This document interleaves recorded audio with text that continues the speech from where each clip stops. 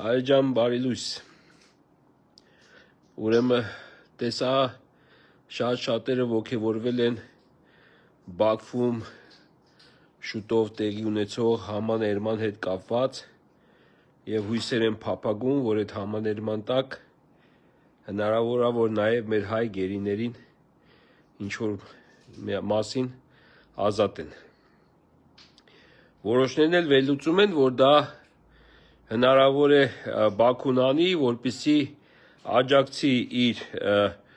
համախոհին, Ալիևը աջակցի իր համախոհին, իր ընկերոջը, իր հարազատին, իր արյունակից հարազատին, այստեղ այդ աթոռը բազմած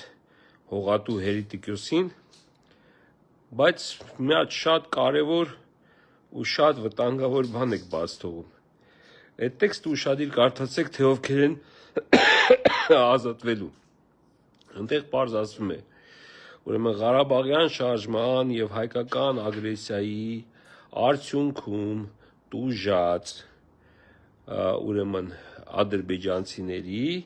հարազատներին է դա վերաբերում։ Ինչ է դա նշանակում։ Իհարկե մեր ազգին բնորոշ կարճ հիշողության պարագայում զարմանալի չի, որ շատերը նույնիսկ չհիշեք, ովքեր այն ժամանակ արդեն ծնված են եղել, էլ չեմ խոսում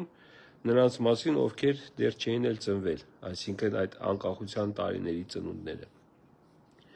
Միգուցե լսել են, բայց չեն պատկերացնում դա ոնց է եղել։ Սումգայիթի դեպքերի մասին եմ ուզում խոսել, երբ որ դեռ այն ժամանակ սովետական Ադրբեջանում բանտից բաց թողեցին մարդասպան գող կողոպտիչ սրիկաներին, որպեսզի նրանք կարողանան իրագործել այդ որջրագործությունը։ Հիմա արևմտյան Ադրբեջան տերմինը այս հողատու Հերետիկոսը լեգիտիմացնելուց հետո, երբ որ այն դրեց նույն հարթակի վրա, ինչ որ արցախյան ուրեմն արցախցիների վերադարձի հարցը, այսինքն լեգիտիմացրեց իր տիրոջ Ալիևի ուրեմն ասած այդ տերմինը արևմտյան Ադրբեջան։ Պարզ է, որ դրա մեջ մտնում են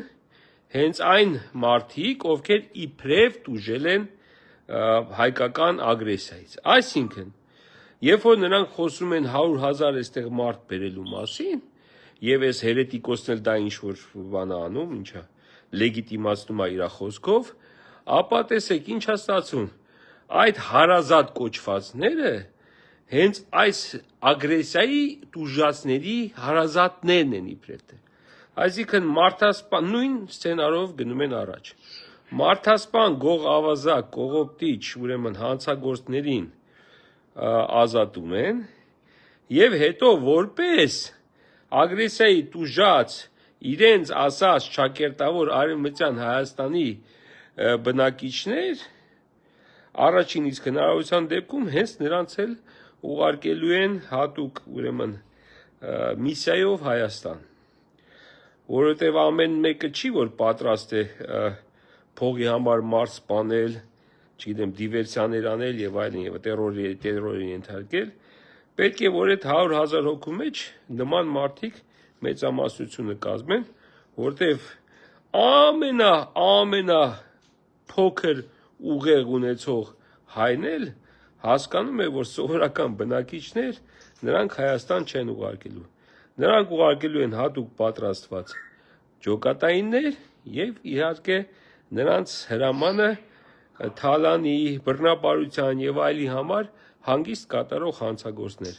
Այդ նույն Սումգայիթի սցենարով նրանք հիմա այդ տասնյակ հազարավոր բանդիտներին բաց են թողելու մի պայմանով, որ երբ որ կարողանան ուրեմն իրականացնել իրենց այդ դիվական ծրագիրը մեզ ներսից բնաջնջելու, ոչնչացնելու, իրենց Հերետիկոս ուրեմն պարտների հետ միասին, եւ նաեւ ինչու չէ, շուտով սպասվում են ընտրություններ եւ հողատու Հերետիկոսը շատ մտահոգված է, տեսեք, արդեն ընդ կալաս փալասներին է դիմում, որ Մոլդովայի օրինակով նենց արեք, որ մենք ստե ցանկացած պարագայում հաղթորդուց գանք, բայց վախենալով, որ նման ուրեմն այլանդակությունը կարող է հանկարծ ժողովրդի կողմից չընդունվի, որտեղ նրա ուրեմն ռեյտինգը sense թե նենց մեկը բավականին ընկած է, հաճախ ենք տեսնում, նույնիսկ նրան 2 անգամ ընտրած մարդիկ ասում են թևերներս կտրվեր, չընտրեինք, չէ։ Նա էլ է դա տեսնում, չի կարա ինքը չտեսնի։ Եվ այդ ժամանակ էլ իրեն պետք են հավատարիմ ուրեմն դահիճներ, որպեսզի աթոռը զոռով պահի։ Սա իմ կասկածներն են, եւ ես այդ կասկածներով կիսվեցի ձեր հետ։ Չգիտեմ, հաշվի կառնեք, հաշվի չեք առնի, մեկ անգամ եւս հիշեցնեմ, Արցախում այսօր հիմա որ ինձ նայում են, հիշում են, ոնց եմ ես իրենց երեսին նայելով պարզ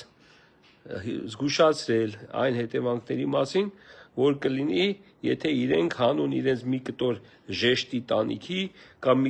մի քանի կոպեկ փողի ընտրեն մի մարդու, որը չի կարող պաշտպանել Արցախը։